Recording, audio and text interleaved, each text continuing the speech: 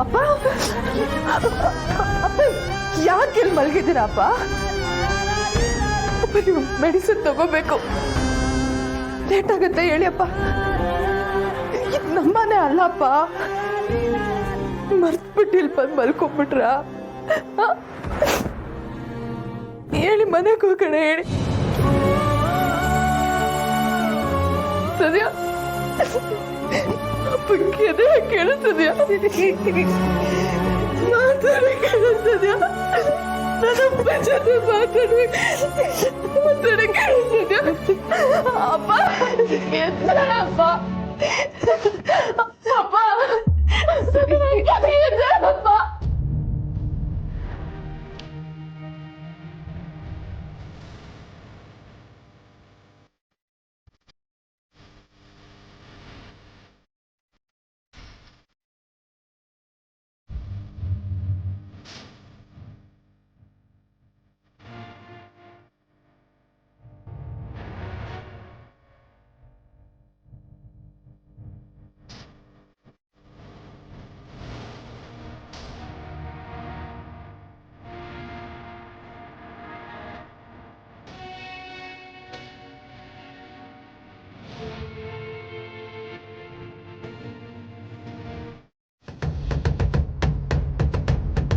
ನೀವು ನೋಡಿ ಇನ್ಸ್ಪೆಕ್ಟರ್, ಅವನನ್ನ ಸೆಲ್ ಒಳಗಡೆಗೆ ಹೇಗೆ ಹಾಕಿದ್ರಿ? ಅರೆಸ್ಟ್ ಮಾಡಿದ ಬೆಲೆ ಮ್ಯಾಜಿಸ್ಟ್ರೇಟ್ ಮುಂದೆ ಪ್ರೊಡ್ಯೂಸ್ ಮಾಡ್ಬೇಕು ತಾನೆ. FIR ಹಾಕಿದ್ದೀರಾ? FIR ಕಾಪಿ ನಮಗೆ ಬೇಕು. ಸುಮ್ಮನೆ ನಮ್ಮ ಮನೆಯವ್ರನ್ನ ಅರೆಸ್ಟ್ ಮಾಡಿ ಸೆಲ್ ಒಳಗಡೆ ಹಾಕಿದ್ರೆ ನಾವು ಸುಮ್ಮನಿರಲ್ಲ. ನೋಡಿ ಸರ್, ಮೊದಲು ಸಮತ್ನ ರಿಲೀಸ್ ಮಾಡಿ, ಏನಿದ್ರು ಕೂತ್ ಮಾತಾಡೋಣ. ನೀವು ಎನ್ಕ್ವೈರಿ ಮಾಡಿ, ಅದಾದ್ಮೇಲೂ ಸಮತ್ ತಪ್ಪು ಮಾಡಿದಾನ ಅಂತ ಪ್ರೂಫ್ ಸಿಕ್ಕಿ ಸಾಬೀತಾದರೆ ನೀವು ಅವನ್ನ ಸೆಲ್ಲಲ್ಲಿ ಇಡಿ. ನೋಡಿ ಅವಿನಾಶ್, ಸಾಕ್ಷಿಗಳು ಸಿಕ್ಕಿ ಅದನ್ನು ಸಾಬೀತು ಮಾಡಬೇಕಾಗಿರೋದು ಇಲ್ಲಲ್ಲ, ಕೋರ್ಟ್ನಲ್ಲಿ. ನಮಗೆ ಸಿಕ್ಕಿರೋ ಸಾಕ್ಷಿಗಳನ್ನು ನಾವು ಕೋರ್ಟ್ಗೆ ಪ್ರೊಡ್ಯೂಸ್ ಮಾಡ್ತೀವಿ. ನಾಳೆ ಚಾರ್ಜ್ ಶೀಟ್ ಕೂಡ ಹಾಕ್ತಾ ಇದ್ದೀವಿ. ಆಮೇಲೆ ಅಭಿ ಅವ್ರು ಹೇಳಿದ್ದು ನಿಜಾನೇ, ನಾವು ಮ್ಯಾಜಿಸ್ಟ್ರೇಟ್ ಮುಂದೆ ಪ್ರೊಡ್ಯೂಸ್ ಮಾಡಬೇಕಾಗಿತ್ತು. ಆದರೆ ಈಗಾಗಲೇ ಟೈಮ್ ಆಗೋಗಿರೋದ್ರಿಂದ ನಾಳೆ ಕೋರ್ಟ್ ಓಪನ್ ಆಗ್ತಿದ್ದ ಹಾಗೆ ಅವನ್ನ ಪ್ರೊಡ್ಯೂಸ್ ಮಾಡ್ತೀವಿ. ಕಾನೂನು ಗೊತ್ತಿಲ್ಲದೆ ನಾವು ಈ ಕೆಲಸಕ್ಕೆ ಬಂದಿಲ್ಲ. ಕಾನೂನು ನಮಗೂ ಗೊತ್ತಿದೆ. ಇದ್ದಕ್ಕಿದ್ದ ಹಾಗೆ ನಮ್ಮ ಮನೆಗೆ ನುಗ್ಗಿ ನಮ್ಮ ಮನೆಯವ್ರು ಅರೆಸ್ಟ್ ಮಾಡಿದ್ದೀರಾ, ಈಗ ಸೆಲ್ ಒಳಗಡೆ ಇಟ್ಟಿದ್ದೀರಾ. ಇದೆಲ್ಲ ಸರಿ ಇಲ್ಲ. ಸರಿ ತಪ್ಪು ಏನು ಅನ್ನೋದು ನಮಗೂ ಚೆನ್ನಾಗಿ ಗೊತ್ತಿದೆ. ನಾವು ಅವ್ರನ್ನ ಅರೆಸ್ಟ್ ಮಾಡಿದ್ದೀವಿ ಅನ್ನೋದಕ್ಕಿಂತ ಅವರೇ ನಮ್ಮ ಹತ್ರ ಸರೆಂಡರ್ ಆಗಿದ್ದಾರೆ. ಅದ್ರ ಜೊತೆಗೆ ತಾನೇ ಆಕ್ಸಿಡೆಂಟ್ ಮಾಡಿರೋದು ಅಂತ ತಪ್ಪು ಒಪ್ಕೊಂಡಿದ್ದಾರೆ. ಆಕ್ಸಿಡೆಂಟ್ ಆದಮೇಲೆ ಗಾಡಿ ನಿಲ್ಲಿಸಿ ಆ ವ್ಯಕ್ತಿಗಳನ್ನ ಕಾಪಾಡೋ ಪ್ರಯತ್ನ ಮಾಡ್ಬೋದಾಗಿತ್ತು. ಆದರೆ ಗಾಡಿ ನಿಲ್ಲಿಸದೆ ವಾಪಸ್ ಬಂದಿದ್ದಾರೆ. ಈ ವಿಷಯನ ಮುಚ್ಚಿಟ್ಟಿದ್ದಾರೆ. ಇದು ಹಿಟ್ ಅಂಡ್ ರನ್ ಕೇಸ್ ಆಗತ್ತೆ. ಏನು ಕಥೆ ಕಟ್ತಾ ಇದ್ದೀರಾ? ಅವನಿಗೇನೋ ತಲೆ ಇಲ್ಲ, ಮಾಡದಿರೋ ತಪ್ಪನ್ನ ತನ್ನ ಮೇಲೆ ಹಾಕೊಂಡು ಒಪ್ಕೊಂಡಿದ್ದಾನೆ. ನಿಮ್ಗಾದ್ರೂ ಅಭಿ ತಪ್ಪು. ಅಭಿ ಡ್ಯೂಟಿಲಿರೋ ಪೊಲೀಸ್ ಆಫೀಸರ್ ಹತ್ರ ಈ ರೀತಿ ಮಾತಾಡೋದು ತಪ್ಪು. ಪರವಾಗಿಲ್ಲ ಮಾಧವ್ ಅವರೇ, ಅವರಲ್ಲಿರೋ ಆವೇಶ ಮತ್ತು ವಯಸ್ಸು ಈ ರೀತಿ ಮಾತಾಡ್ಸತ್ತೆ. ಅಭಿ ಬಗ್ಗೆ ನನಗೂ ಗೊತ್ತಲ್ಲ.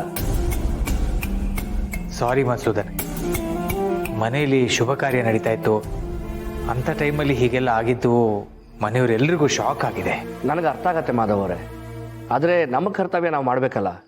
I am helpless. ಈಗ ಅವರೇ ಆಕ್ಸಿಡೆಂಟ್ ಮಾಡಿದೆ ಅಂತ ತಪ್ಪು ಒಪ್ಕೊಂಡ್ಮೇಲೆ ಇನ್ನೇನು ಮಾಡೋಕ್ಕಾಗಲ್ಲ. ಐ ಥಿಂಕ್ ನೀವು ಏನೇ ಮಾತಾಡೋದಿದ್ರು ಕೋರ್ಟಲ್ಲೇ ಮಾತಾಡಬೇಕಾಗತ್ತೆ.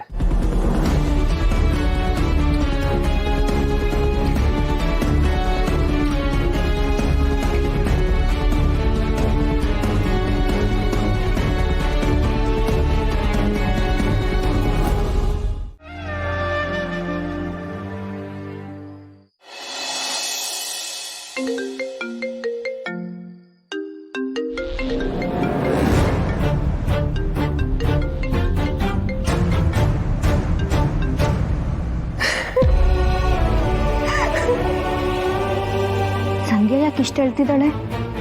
ಸಮರ್ಥ ಅರೆಸ್ಟ್ ಆಗಿರೋದ್ರ ಬಗ್ಗೆ ಏನಾದ್ರೂ ಗೊತ್ತಾಗೋಯ್ತಾ? ಸಂಧ್ಯಾ, ನಾನ್ ಪೂರ್ಣಿ. ಸಮರ್ಥ ಅವರು ಪೂರ್ಣಿ, ರವೀಂದ್ರ ಅಂಕಲ್ ತೀರ್ಕೊಂಡ್ಬಿಟ್ರು.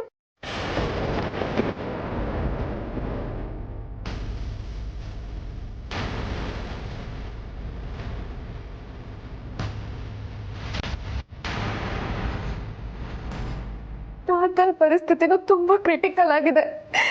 ಡಾಕ್ಟರ್ ಈಗಲೇ ಏನು ಹೇಳಕ್ಕಾಗಲ್ಲ ಅಂತಿದ್ದಾರೆ. ನಾವು ಆರ್ಸಿ ಹಾಸ್ಪಿಟಲ್ ಅಲ್ಲಿ ಇದ್ದೀವಿ. ಪ್ಲೀಸ್ ಅಣ್ಣಂಗೆ ಮತ್ತೆ ಮನೆಯವ್ರಿಗೆ ಈ ವಿಷಯ ತಿಳಿಸ್ಬಿಡ್ತೀಯ? ನನಗಂತೂ ಕೈ ಕಾಲೇ ಆಡ್ತಿಲ್ಲ. ಸಿರಿ ಹತ್ತು ಸುಸ್ತಾಗಿದ್ದಾಳೆ. ನನಗೆ ಏನ್ ಮಾಡ್ಬೇಕು ಅಂತಾನೆ ಗೊತ್ತಾಗ್ತಿಲ್ಲ ಪೂರ್ಣಿ. ಇಂಥ ಟೈಮಲ್ಲಿ ಮನೆಯವ್ರಿಗೆ ಈ ವಿಷಯನ ಹೇಗೆ ಹೇಳ್ಬೇಕು ಅನ್ನೋದೇ ಗೊತ್ತಾಗ್ತಿಲ್ಲ. ಆದ್ರೂ ಅಣ್ಣಂಗೆ ಅಮ್ಮಂಗೆ ಈ ವಿಷಯನ ಹೇಳ್ತೀಯ? ಅಣ್ಣ ಎಲ್ಲಿದ್ದಾನೆ? ಅದು ಇಂಥ ಟೈಮಲ್ಲಿ ಸಮರ್ಥ ಅರೆಸ್ಟ್ ಆಗಿರೋ ವಿಷಯನ ಹೇಳೋದು ಬೇಡ. ಸಿರಿ ಇನ್ನೂ ದುಃಖ ಪಡ್ತಾಳೆ. ನಾನು ಹೇಳ್ತೀನಿ, ನೀನು ಸಿರಿಗೆ ಸ್ವಲ್ಪ ಸಮಾಧಾನ ಮಾಡು. ನಾನು ಮನೆಯವ್ರಿಗೆಲ್ಲ ಹೇಳಿ ಅಲ್ಲಿ ಕಳಿಸ್ತೀನಿ.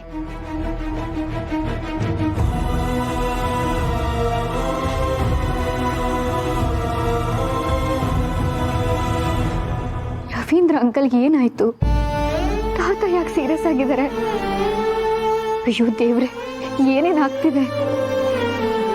ಮೊದಲು ಈ ವಿಷಯನ ತುಳಸಿ ಅಮ್ಮನಿಗೆ ಹೇಳಬೇಕು. ಇಲ್ಲ, ಈ ಪರಿಸ್ಥಿತಿಯಲ್ಲಿ ಅವ್ರಿಗೆ ಹೇಗೆ ಹೇಳೋದು? ಮೊದಲು ಮಾವನ್ಗೆ ಹೇಳಬೇಕು. ಅವರೇ ಇದನ್ನೆಲ್ಲ ಹ್ಯಾಂಡಲ್ ಮಾಡ್ತಾರೆ.